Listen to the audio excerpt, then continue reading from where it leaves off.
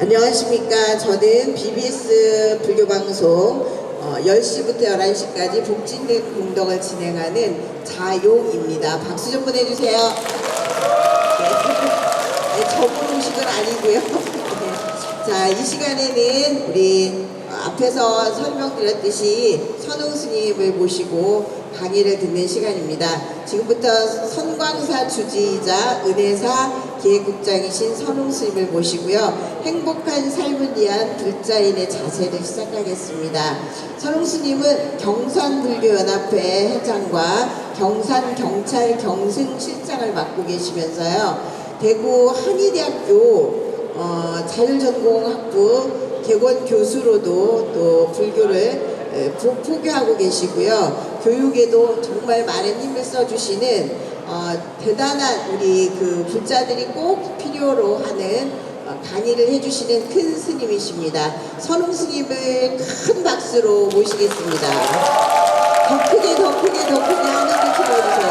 네.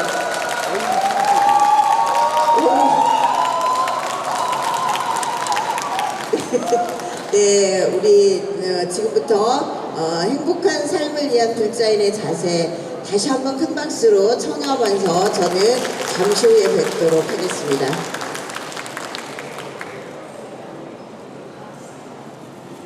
네, 여러분 반갑습니다. 먼저 한국 불교 문화의 개선과 발전을 위해서 2024 대한민국 불교문화 엑스포가 이곳 대구에서 어제부터 8일까지 4일 동안 열리게 됨을 진심으로 축하드리고, 이런 좋은 법석에 또 초대해 주셔서 감사를 드립니다. 요즘에 탈종교인이 많이 늘었다, 종교가 위기다, 이런 얘기들을 많이 하는데요. 목회 데이터 연구소에서 최근 공개한 넘버즈 리포트 250호에 지난 6월에 전국의 만 19세 이상 남녀 1000명을 대상으로 온라인 조사를 했어요. 한국인의 종교인식 조사. 그 결과를 인용해서 보면 과거에 종교를 믿었던 사람은 지금 무종교인 가운데 종교를 믿던 사람이 한 40% 된다고 그래요. 이들 가운데 과거에 자신의 종교가 개신교였던 사람이 49%, 가톨릭이었던 사람이 33%, 불교였던 사람이 17%. 불교가 상대적으로 이탈자가 좀 적어서 다행이라는 생각은 들지만 탈종교 현상은 굉장히 심각하게 진행이 되고 있음을 알 수가 있습니다. 이 무종교인들 중에서 향후 종교를 가질 의향이 있는가라는 질문을 했을 때 있다라고 대답한 사람은 한 19%였다고 그래요. 이 가운데 종교를 갖는다면 믿고 싶은 종교는 불교를 선택한 사람은 42%, 또 가톨릭이 33%, 개신교가 22% 이렇게 나왔다고. 그래도 불교는 좀 희망적이죠. 어쨌든 이렇게 불교문화 엑스포 이런 큰 행사를 통해서 많은 사람들의 가슴에 부처님의 가르침이 함께 할 수 있는 그런 기회가 됐으면 좋겠다는 생각이 듭니다. 아무튼 우리나라 국민 10명 가운데 7명은 종교가 한국 사회에 영향을 준다라고 답하고 있다. 어쨌든 우리가 종교인으로서, 불자로서 자부심을 가지고 살아도 충분하리라 그렇게 생각이 됩니다.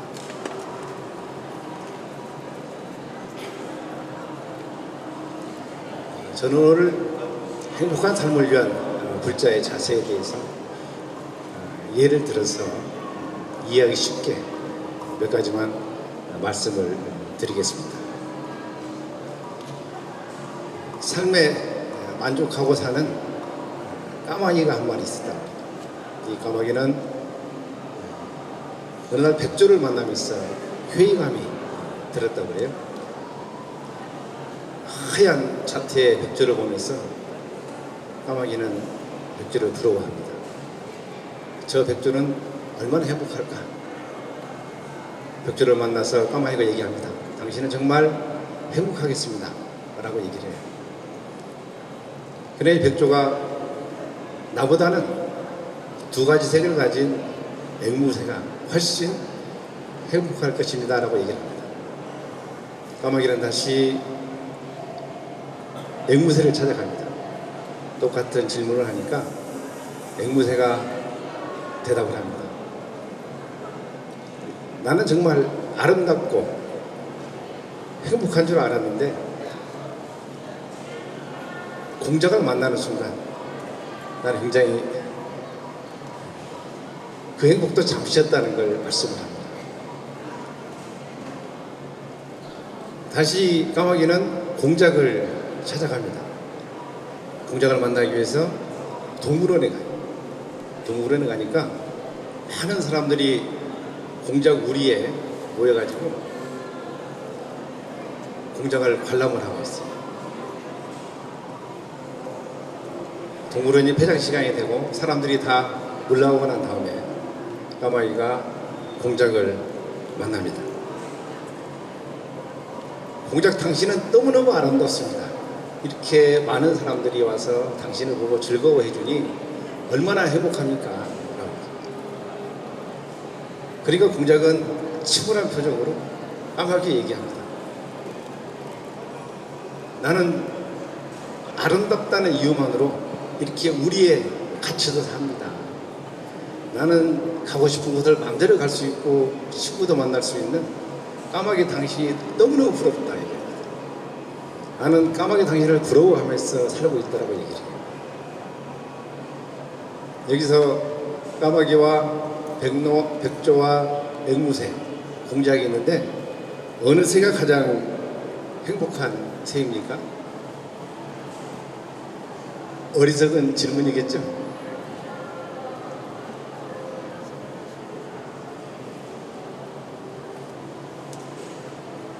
비교할 필요가 없습니다. 내가 가진 것에 만족하고 사는 사람이 가장 행복한 사람입니다. 우리는 살면서 늘 비교하면서 삽니다. 상대적인 박탈감, 스스로 괴로워하고 힘들게 살아가고 있는 사람들이 굉장히 많습니다. 그러나 우리 인간 스스로 자신들을 보게 되면 얼마나 귀한 인연으로 이 땅에 왔습니까? 누구하고 비교할 대상이 될 수가 없어요.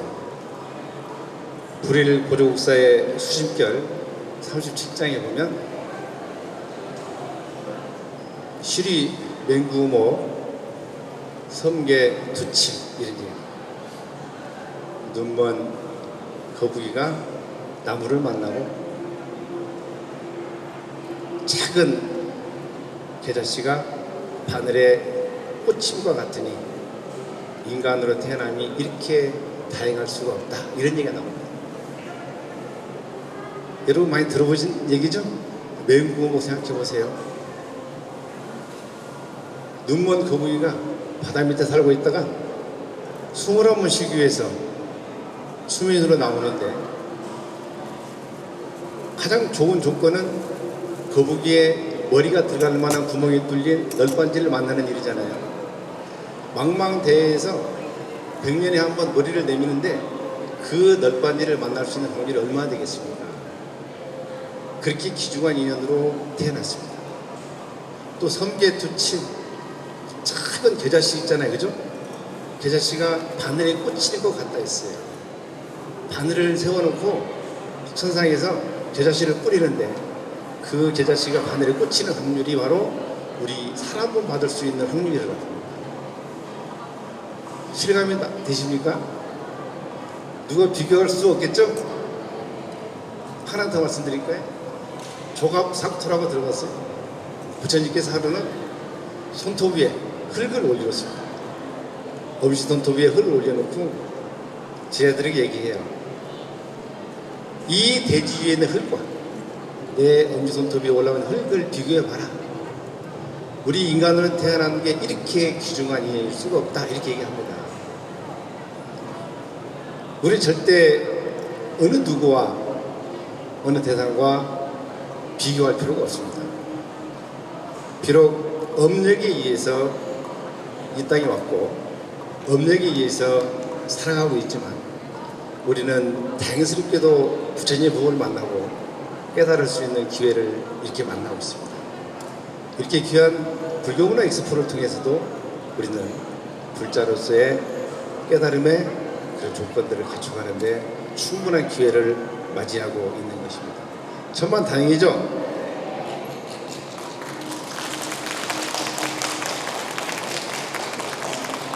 그래서 행복하게 살기 위해서 첫 번째 조건은 비교하지 말아라. 여러분들 오늘부터는 이제 비교 안 할 거죠? 여러분들 집에서도 우리 보살님들은 처사님들 늘 비교하면서 싸우기도 많이 하잖아요. 그죠? 안 그렇습니까? 이 비교하지 마세요. 또 초파심 자경문에 원효스님이 준 발심 수행장에 보면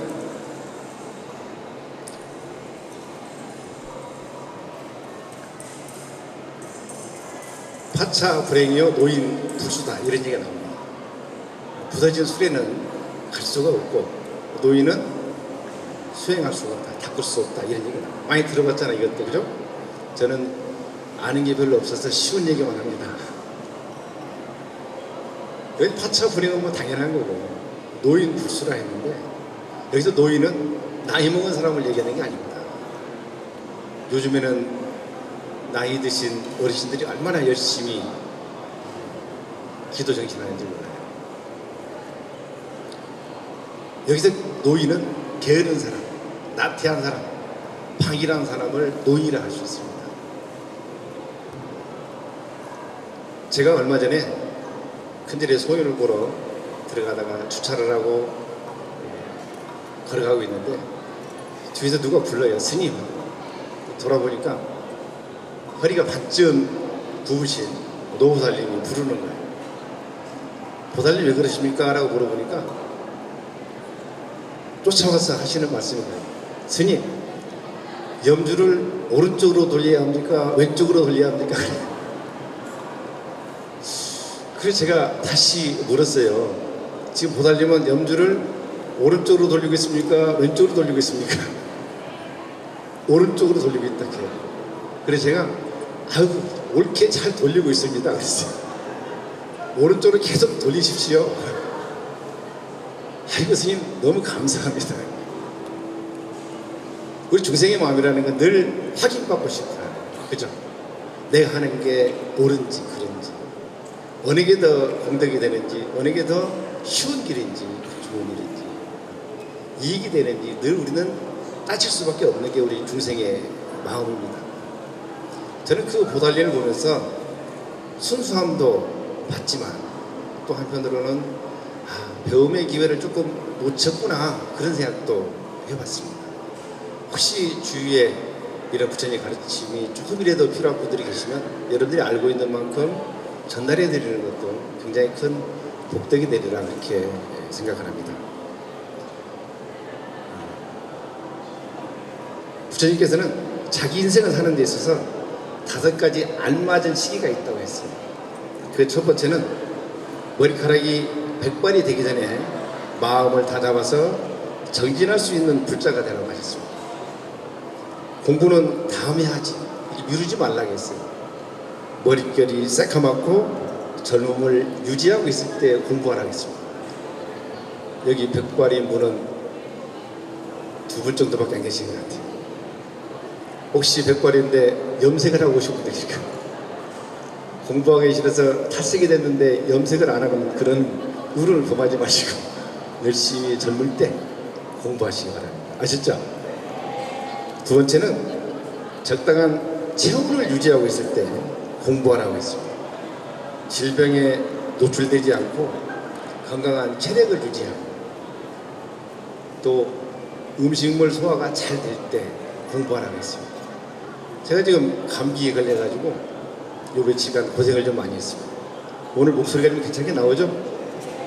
제가 오늘을 위해서 많이 노력했습니다. 몸이 좀 아프니까 만사가 귀찮은 거예요. 건강할 때 공부해야 됩니다. 세 번째는 살만할 때 공부하라 했습니다. 모든 것이 편안하고 넉넉하고 흡족할 때 공부하라는 말씀이에요. 오늘 이 자리에 함께하는 여러분들은 지금 더 이상 바랄 게 없어요. 그죠? 이 시간에 이 자리에 오고 싶어도 올 수 있는 상황이 못 돼서 못 오시는 분도 많을 겁니다. 그렇지만 이 자리에 계신 것만으로도 우리는 살만하다, 만족하고 사셔야 됩니다. 아시죠? 네 번째는 물과 우유처럼 서로 융화할 수 있는 이들이 가까이 있을 때 공부하라고 했습니다. 다시 말해 사랑하는 이들이 주변에 많이 있을 때 공부하라고 했습니다. 사랑하는 사람들이 내 곁을 많이 떠날수록 공부할 수 있는 의욕이 많이 떨어질 수밖에 없어요. 주변에 가까이 있는 분들이 한 분씩 떠날 때 여러분들은 많은 상실감을 느낄 수 있을 거예요. 우리는 주변에 가까이 계신 분들, 그분들 때문에 괴롭고 슬프고 우울하고 힘들 때도 많이 있지만 또 그들 때문에 즐겁고 행복한 경우도 굉장히 많습니다. 그분들이 모두가 우리의 벗이고 우리의 선지식일 수가 있어요. 우리는 이런 벗과 선지식을 원하기만 하지, 나는 누군가의 벗이 되어주고 선지식이 되어주기 위해서 노력해 볼 일은 없습니다. 제가 선지식이란 좋은 벗이라는 거에 대해서 여기서 옮겨왔는데 한번 들어보세요. 선지식이란 주기 어려운 것을 줄 수 있으며 행하기 어려운 것을 행할 수 있고 참기 어려운 것을 참을 수 있으며 비밀스러운 말을 서로 말하고 나쁜 일은 서로 감추어주며 고통스러운 일을 당하면 버리지 않고 가난하고 천해도 업신여기지 않으며 이렇게 이익과 기쁨을 주는 친구를 좋은 것이라 하며 선지식이라고 한다, 이렇게 했습니다. 여러분들이 여러분들의 곁에 많이 계시죠? 없습니까? 주변 잘 생각 한번 해보세요. 여러분들이 많이 계실 겁니다. 잘 찾아보시고 또 여러분들이 여러분들 곁에 계신 분들에게 이런 사람이 되어주면 세상은 평화롭고 부처님이 원하는 세상이 되는 겁니다. 아셨죠? 다섯 번째는 사부대중이 서로 화합할 수 있을 때 공부하라고 했습니다. 부처님께서 가장 경계한 것은 대중의 화합을 깨뜨리는 일을 크게 경계했습니다. 우리도 살면서 친구들 간에, 가정에서, 직장에서, 사회에서 어디서든 이 공동체의 화합을 깨뜨리는 일은 굉장히 큰 죄악이라고 할 수 있습니다. 물론 이 자리에 계신 분들은 그런 화합을 깨뜨리는 일에 앞장서지는 않겠죠. 그죠? 서로가 화합하고 서로가 잘 공동체가 유지될 때 우리도 공부할 수 있는 기회를 잘 찾아야 됩니다. 그래서 두 번째, 행복한 삶을 위해서는 공부할 수 있는 기회를 놓치지 않았으면 좋겠다, 이 말씀도 드립니다.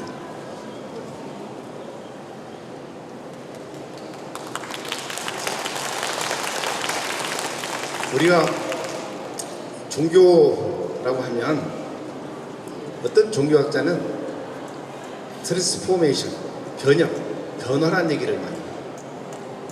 종교를 통해서 우리는 뭔가 구하고자, 얻고자 하는 경우가 많지만은 사실은 종교의 근본 목적은 나를 변화시키는 데 있습니다. 우리가 종교 생활을 하면서 불자로 살면서 내가 변화하지 않는다면 한 번쯤 다시 한번 생각해 보자고. 내가 종교 생활을 제대로 하고 있는지 살펴보시기 바랍니다.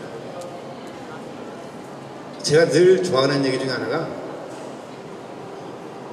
수준이 바뀌면 관심사가 달라진다, 이 말을 제일 좋아합니다. 여러분들 관심사들을 생각해 보세요. 여러분 수준이 딱 보입니다. 여러분들이 지금 어디에 관심이 가장 많은지를 생각해 보세요. 여러분 수준은 딱 거기까지. 그 예를 난타에 출가해서 우리는 잘 찾을 수가 있습니다. 부처님께서는 출가하신 이후에 깨달음을 얻고 가장 먼저 한 일 중에 하나가 가까이 계신 분들을 출가시키는 일이었습니다.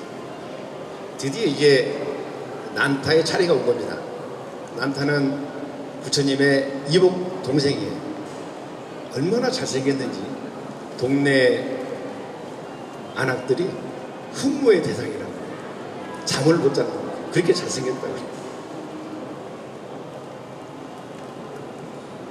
어느 날 난타는 결혼을 합니다. 마침 그날 부처님께서도 마을에 탁과를 내려왔다가 결혼식을 한 난타를 이대로 두서는 안 되겠구나 싶어서 결혼식이 끝난 이후에 난타에게 부처님이 가지고 있던 바리떼를 전해줍니다. 난타야, 너희 바루를 좀 가지고 나를 따라오너라. 금방 결혼한 새 신랑이 지금 부처님 바루를 들고 마음이 편치 않습니다. 그렇지만 형님이면서도 부처님인 바루를 들고 이걸 내려놓을 수도 없고 누구에게 전해줄 수도 없습니다. 그래 들고 기원정사까지 따라갑니다. 정상에 도착한 부처님께서는 난타에게 물어요. 난타야, 너 혹시 출가하지 않을래? 난타가 깜짝 놀랍니다. 부처님, 저 오늘 결혼했습니다. 첫날 밤도 치르지 않았습니다. 이렇게. 그래서 부처님께서 난타에게 묻습니다. 그래, 난타야, 네 색시가 그렇게 이쁘더냐? 네, 너무너무 이쁩니다. 그래, 네 색시하고 원숭이하고 비교하면 누가 더 이쁘냐? 그러고. 아니, 부처님 그걸 말씀이라고 하십니까? 제 색시가 훨씬 이쁩니다. 부처님께서 신통으로 천상에 있는 천녀들을 난타에게 보여줍니다. 난타가 넋을 잃고 바라보고 있습니다. 난타야, 또 질문을 합니다. 난타야, 네 아내와 방금 본 이 천녀들과 누가 더 이쁘냐? 난타가 부처님, 조금 전에 제 아내와 원숭이를 비교한 것처럼 그 정도 차이가 납니다. 이건 비교할 수가 없습니다. 그러니까 부처님께서 그래, 네가 수행을 잘하면 아라한가를 얻게 되면 내 나중에 네 평생 저 처녀들과 살 수 있도록 해줄게. 그럴 수 출가할 수 있겠느냐 그래요. 난타가 흔쾌히 대답을 합니다. 나쁜 놈이죠, 아주. 그죠? 드디어 난타가 아라한과를 얻었습니다. 부처님께서 난타에게 질문합니다. 난타야, 너 이제 천상에 가서 저 천녀들과 살아라. 얘기를 합니다. 난타가 이렇게 얘기합니다. 아이고 부처님, 언제적 얘기를 하고 계십니까? 저는 이제 그런데 아무 관심이 없습니다. 바로 수준이 바뀌면 관심사가 달라집니다. 우리는 수준을 바뀌지 않고 어떤 곳에 관심을 둔들 목적을 이룰 수가 없습니다. 수준을 바꾸게 되면 저절로 관심사도 달라지고 내가 얻고자 하는 것도 저절로 얻을 수가 있게 되는 것입니다. 그래서 우리가 행복해지기 위해서는 좀 우리 수준을 바꿀 필요가 있다, 이 말씀도 드립니다. 다음은 이제 우리 국민 4명 중 3명이 지난 1년 동안 정신건강 문제를 경험한 것으로 조사가 됐는데요. 가장 많이 경험한 정신건강 문제는 스트레스였다고 해요. 46%가 스트레스 때문에 고민을 했다고 합니다.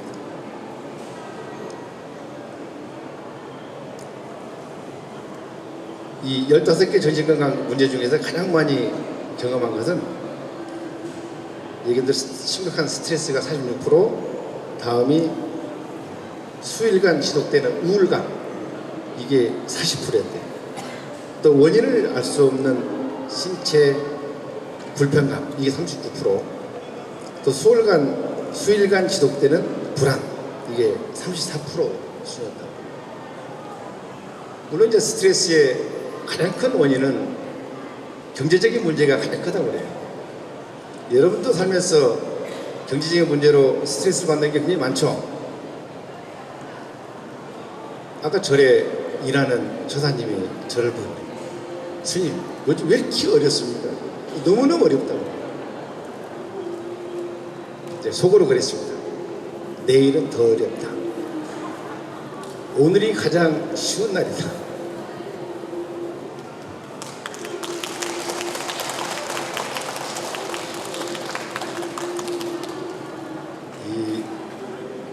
우리 삶에서 스트레스를 받지 않고 살 수 있는 사람은 없습니다.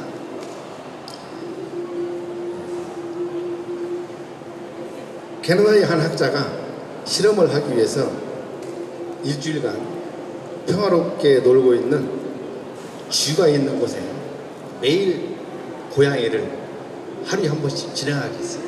일정하게. 이 고양이가 쥐들에게 해코지하고 그러지 않았어요. 위협도 하지 않고 협박도 하지 않고, 고양이는 그냥 쥐가 있는 곳을 지나가게만 했습니다. 일주일간 시켰다. 일주일이 지나니까 쥐들이 시름시름 아파하기 시작하는 거예요. 그러니까 쥐를 한 마리 잡아가지고 회부를 해봤다고. 그러니까 유의에는 피멍이 들어있고 심장은 거의 다가 녹아서 망가졌다고. 이 스트레스가 이렇게 큰 병을 만들 수가 있다. 스트레스에 대가하면 한스셀리를 얘기하는데, 이 한스셀리는 1958년도에 스트레스 연구라는 걸로 노벨 의학상을 받은 사람이에요. 한스셀리가 마지막 고별 강연을 하는데 하버드에서 했다고. 많은 사람들이 고별 강의를 듣기 위해서 모여들었는데, 이제 마지막 강의를 끝나고 일어나는데 기립박수를 보냅니다. 강의를 마치고 나서는 한스셀리에게 한 젊은 학생이 길을 막고 묻습니다. 선생님, 스트레스를 해소할 수 있는 비결을 딱 한 가지만 말씀해 주십시오. 이 한스셀리가 어프리시에이션, 바로 감사를 살아라 얘기한 거예요.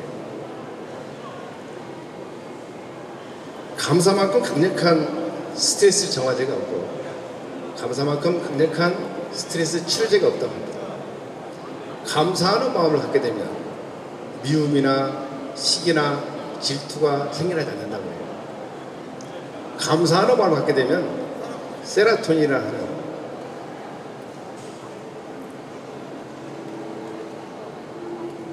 우리를 행복하게 할 수 있는 호르몬이 펑펑 쏟아진다고 합니다. 이 감사하면서 사는 사람들은 또 질병도 없고 장수할 수도 있다고 합니다. 오래 사는 사람이 있습니다. 장수하는 사람들은 늘 긍정적인 자세로 감사하면서 그렇게 살아간다고 합니다. 그래서 감사, 그러니까 감사, 그럼에도 감사, 그것까지도 감사. 따라서 해볼까요? 그래서 감사, 그러니까 감사, 그럼에도 감사, 그것까지 감사. 감사하지 않을 일이 없죠? 늘 감사하면서 사세요. 세상에서 가장 지혜로운 사람은 배우는 사람이고, 세상에서 가장 행복한 사람은 감사할 줄 아는 사람이라고 합니다. 여러분들 주변 찾아보면 감사할 수 있는 사람이 얼마나 많습니까? 그죠? 늘 감사하는 마음으로 그렇게 사시기 바랍니다. 또 우리가 불교하면 마음의 종교 얘기하잖아, 그죠? 우리가 마음을 잘 써야 또 행복한 삶을 살 수가 있어요. 우리가 마음이라 하면 일상에서 우리가 보통 내 마음 나도 모른다 그런 얘기 많이 하잖아요, 그죠? 우리가 마음 얘기할 때 가장 많이 생각나는 건 일체유심조일 거예요. 일체유심조를 안 들어본 사람 아무도 없어요. 다 잘 압니다. 일체는 마음이 만들어낸다 할 때 이 마음은 어떤 기능을 하고 있느냐. 우리 보통 마음 하면 생각, 이런 그 의지, 이렇게 마음을 정의할 수가 있는데요. 이 일체유심조에서는 어떤 마음이냐면 저장과 생성의 기능을 가지고 있습니다. 우리가 살아가는 거 우리가 보통 업이라고 하잖아요. 업, 그죠? 업이라고 하는 우리의 삶의 흔적이 어디인가는 저장이 되어 있는 것입니다. 어딘가에 저장되어 있으니까 우리는 그렇게 살아가고 있는 것입니다. 그 저장하는 역할을 하는 것이 바로 마음입니다. 그리고 우리는 좋은 정보를 많이 저장을 해야 됩니다. 그래야 어떤 조건에 직면했을 때 좋은 정보를 생성해낼 수가 있는 것입니다. 이 마음을 산스크리트로는 찌따라 하죠. 한자로는 적집그림, 쌓을 적자, 모을 집자. 모든 정보를 모은다는 얘기죠. 쌓는다는 얘기예요.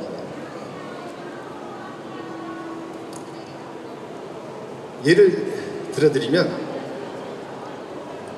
원효 스님이 의상과 함께 당나라 유학을 두 번째 떠날 때 당황성에서 비를 맞아가면서 하루 저녁 모고 가는데 무덤 운막에 들어가잖아요. 목이 너무 말라서 더듬거리니 물그릇이 있잖아요, 그죠? 그 물을 마시고 너무 맛있는 감로수를 마시고 하루 종일 잘 잤습니다. 그 다음날 아침에 눈을 떠서 간밤에 그렇게 맛있게 먹었던 물이 회골물이라는 사실을 알고 구역질을 합니다. 그죠? 그리고 원효 스님은 당나라 유학을 포기하고 의상만 유학을 떠납니다. 그때 우리 원효 스님께서 외쳤던 오도성이 잘 많이 들어보셨을 거예요. 심생즉 종종법생이요 신멸즉 충무불이다. 삼계는 유심이고 만법은 유심이다. 심의 무법이근을 고용별구니까 그랬거든요. 심생즉 종종법생, 마음이 생긴다는 것은 갖가지 현상이기도 하는 거예요. 신멸즉 충무불, 마음이 멸한다는 건 해골 바가지든 일반 바가지든 둘이 아니다 이 말이죠. 삼계는 유심이고 오직 마음이고 만법은 오직 인식작용이 있다. 마음밖에 심의 무법, 마음밖에 법이 없거늘 호용별구 어찌 따로 구하려고 하느냐 이 얘기를 하고 원효 스님은 짐을 싸서 이 대구 옆에 있는 경산 고향으로 발길을 돌립니다. 이때 원효 스님이 해골물을 마시고 구역질을 한 거는 해골물은 더럽다라는 정보가 저장되어 있었기 때문에 구역질을 한 거예요. 우리는 저장된 정보에 의해서 살아가는 것이지 저장된 정보 없이 살아갈 수가 없습니다. 그 어떠한 것도 새로 만들어낼 수가 없어요. 오늘 이렇게 불교문화 엑스포에 오셔서 여러분들은 좋은 정보들을 많이 저장을 할 거예요. 필요한 물건들 어디에 뭐가 있는지 오늘 못 사더라도 다음에 사야 되겠다 저장도 하고 좋은 친구도 만나고 여기서 많은 정보들을 저장해 가는 겁니다. 오늘 이렇게 담마 토크에 첫 번째 시간이잖아요, 그죠? 이렇게 오셔서 어쨌든 여러분들에게 행복할 수 있는 그 한두 가지만이라도 기억해 가신다면 여러분들은 오늘 여러분들 마음에 큰 선물을 저장해 가는 것이다 이렇게 말씀드리고 싶습니다. 우리가 마음하면 또 금강경에서는 항복기심을 얘기 안 할 수가 없고 또 화엄경에서는 선용기심을 얘기합니다. 똑같은 마음인데 한쪽에서는 마음을 항복받으라 하고 또 한쪽에서는 마음을 잘 쓰라고 얘기합니다. 그럼 어떤 마음을 한국받아야 될 것이냐.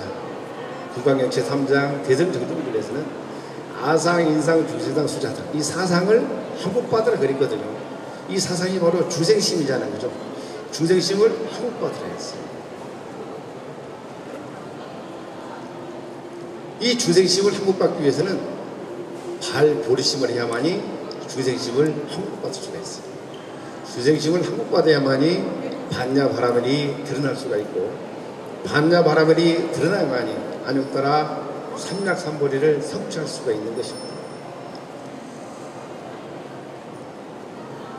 그래서 여기서 마음을, 중생심을 한국받기 위해서 발보리심을 해야 돼요. 그 발보리심을 하고는 어떻게 해야 되느냐.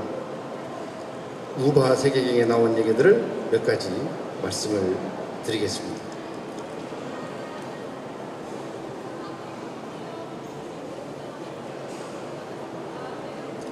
보리심을 일으키고 나서 우리 중생이 해야 될 5가지. 첫 번째는 좋은 것을 가까이 해야 된다. 여러분들 늘 좋은 걸 가까이 하셔야 돼요. 가장 좋은 게 뭡니까? 부처님 법이 가장 좋은 거예요. 그렇죠? 우리의 모든 병을 다 해결해 주잖아요. 우리부터 임신하게 되면 좋은 것만 봐라, 좋은 것을 가라, 뭐 또 뭐라 해요? 좋은 걸 먹어라. 저희 좋아야 되는 걸 다 갖다 붙이잖아요. 그죠? 그건 뭐예요? 이 좋은 걸 보고 듣고 먹음으로써 이 태어난 아기가 잘 태어나기를 바라는 마음이잖아요. 우리는 좋은 걸 가까이 해야 돼요. 그래 좋은 정보를 많이 저장할 수가 있습니다. 늘 웃고 즐거운 사람을 가까이 하게 되면 우리는 웃고 즐거울 수가 있지만, 늘 우울하고 기분 나빠하는 사람을 하게 되면 나도 늘 그렇게 변할 수밖에 없어요. 두 번째는 성내는 마음을 끊었으면 좋겠다. 이 성내는 마음 끊는 게 정말 어렵습니다. 여러분들 화 많이 나죠? 어떨 때 화납니까? 내 마음대로 안 되니까 화나잖아요. 주변 사람들이 다 나를 위해서 있는 것 같잖아요. 그죠? 네? 주변 사람들이 다 나를 도와줄 것 같잖아요. 주변 사람들이 다 나를 이해해 줄 것 같잖아요. 근데 그렇게 됩니까? 잘 안 되죠? 그러니까 화가 나요. 근데 생각해 보세요. 어느 누가 여러분들을 위해서 생겨났겠습니까? 역으로 생각해 보세요. 그럼 여러분들은 누구를 위해서 태어났습니까? 여러분들은 누구를 위해서 태어났어요? 자신 있게 얘기할 수가 없죠?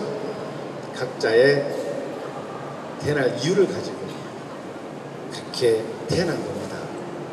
누구를 원망하고 미워하고 시기하고 질투할 일이 아니에요. 그냥 그대로 인정하고 같이 살아가면 됩니다. 성질 내지 마세요. 알았죠? 세 번째는 스승의 가르침을 따르라겠습니다.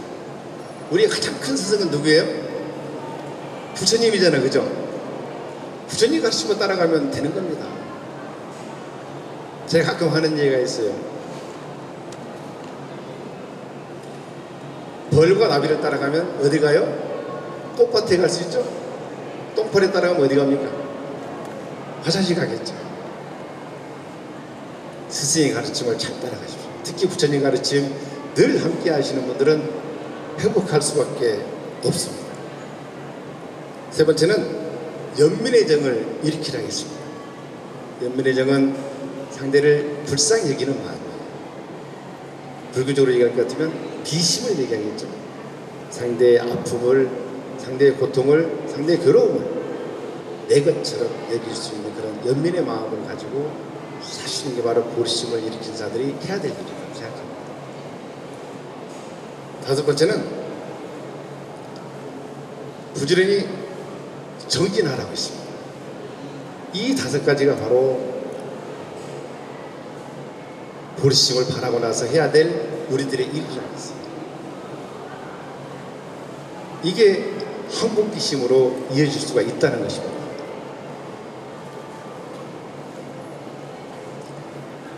우리가 불교 수행을 마음 닦는 수집법이라고 얘기합니다.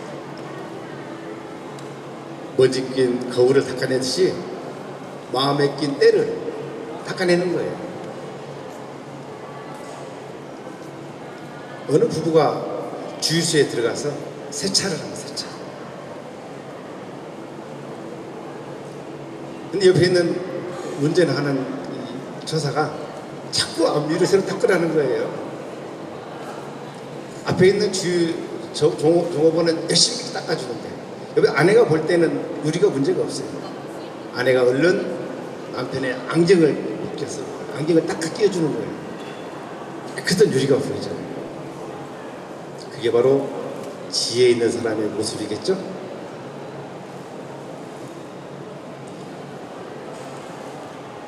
그 본업경에 보면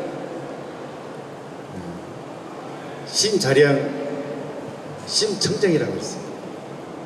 불교를 믿는 믿음 자체를 마음을 깨끗이 하는 것이다라고 했어요. 그러니까 불교를 믿는다는 그 자체는 마음 깨끗이 한다고 그랬어요. 그러니까 여러분들이 이 자리에 오신 것만으로도 이미 마음이 청정해지신 거예요. 마음이 청정하지 않는 사람들은 믿음이 생길 수도 없고 믿음이 오래 갈 수도 없습니다.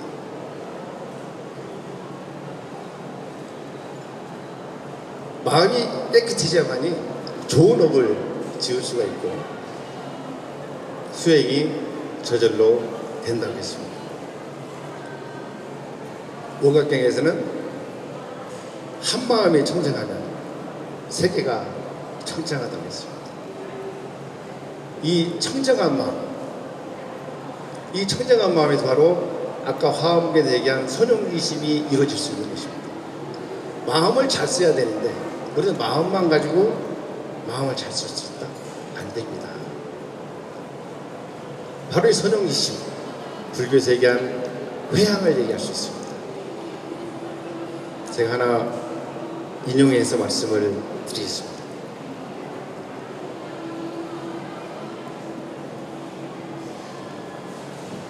여기 가슴 찢긴 큰 어려움을 겪고 나서 다른 이들이 나와 같은 어려움을 겪지 않도록 망치와 정을 들고 나선 젊은이가 한 명 있습니다. 인도 두베 산골 겔라우라는 산에 살고 있는 다슈라트 만지라는 사람입니다. 이 사람은 망치와 정을 들고 겔라우 산을 깎고 또 깎습니다. 마을 사람들은 저 만지가 미쳤구나 라고 얘기를 합니다. 미쳤다고 하든가 말든가 만지는 산을 깎고 또 깎습니다. 무려 22년을 깎습니다.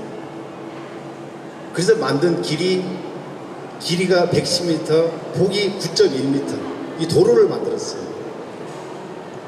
만지는 왜 이런 미친 짓을 했을까요? 이유가 있습니다. 만지는 결혼해서 자식을 낳고 행복하게 잘 살고 있는데 파트너가 일을 하고 있는 만지에게 밥을 내다 주기 위해서 밥을 해서 머리에 이고 산길을 걸어가다가 낭떠러지에서 아내가 떨어집니다. 그 피투성인 아내를 들쳐업고 읍내에 있는 병원까지 달립니다. 가는 중에 아내는 숨을 거둡니다. 만지는 다짐을 합니다. 누구든지 나와 같은 이런 경우는 없어야 되겠다. 그래서 마음먹은 게 바로 70km나 되는 돌고 돌아갈 수 있는 이 길을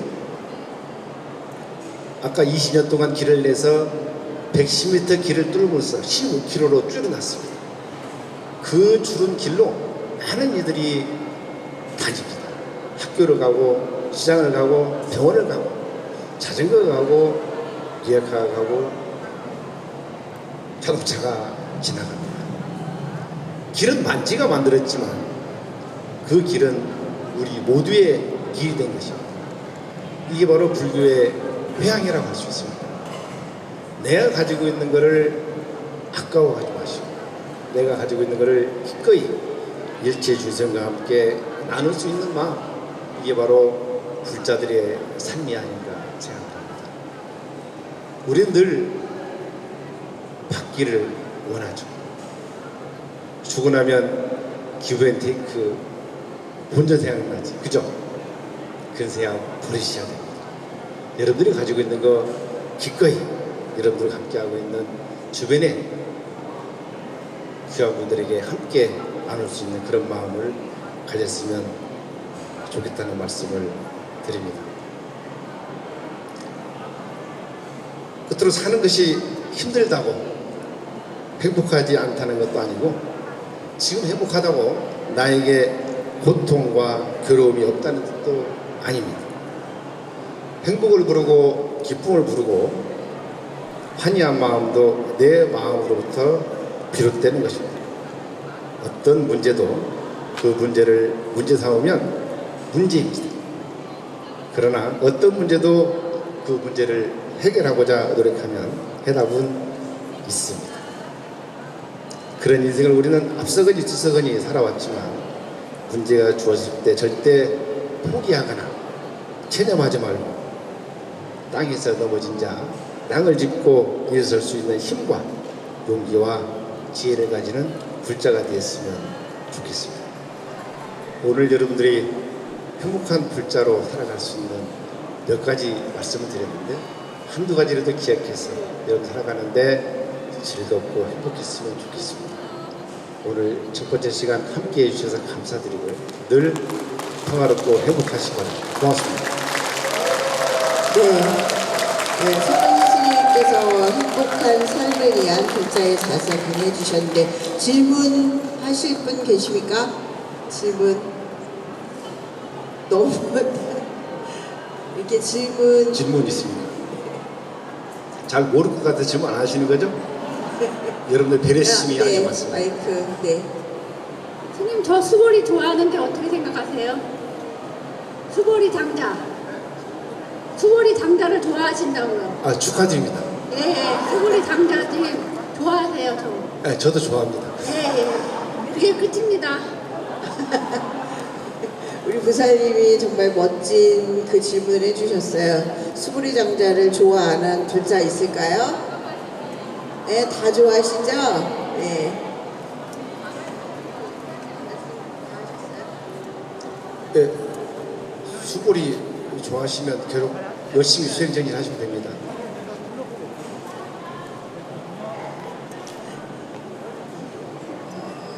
제가 드릴 말씀 중에서 질문 있으면 질문 주시기 바랍니다. 네. 질문 없으세요? 자, 오늘 첫 번째 시간에는 선재 스님의 사찰 음식 강의였고요. 두 번째 시간에 선웅 스님의 행복한 삶을 위한 글자의 자세에 대한 강의 들으셨는데 어떠셨어요? 큰 박수로 보답을 해주셨으면 감사하겠습니다. 네. 부산에서 이렇게 강의 같은 걸 하는 거 보면 막 팬들이 올라와서 사진도 찍고 이러는데 왜 사진도 안 찍으세요? 오늘은 보니까 되게 여기가 좀 삭막해. 여기 대구 부자님들은 너무 점잖으셔가지고 법문을 해주신 스님들한테도 너무 어려워서 못 다가가시는 것 같아요. 올라오셔서 사진도 찍으시고, 네. 그리고 스님과 기념 촬영도 하시고요. 이런 기회가 좀처럼 있는 게 아닙니다. 지금 기회 드릴 때 올라오셔서 사진도 찍으시고, 네. 우리 선웅 스님한테 큰 박수 보내주시면 감사드리겠습니다.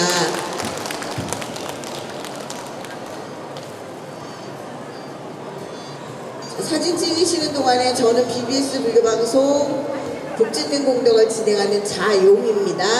만공의 부스 있습니다. BBS 불교방송 사업관리에 많은 동참도 해주시고요. 우리 선웅 스님께도 한 구자 부탁을 드리겠습니다. 다시 한번 큰 박수 보내주세요. 하나, 둘, 셋. 촬영 끝났습니다. 네.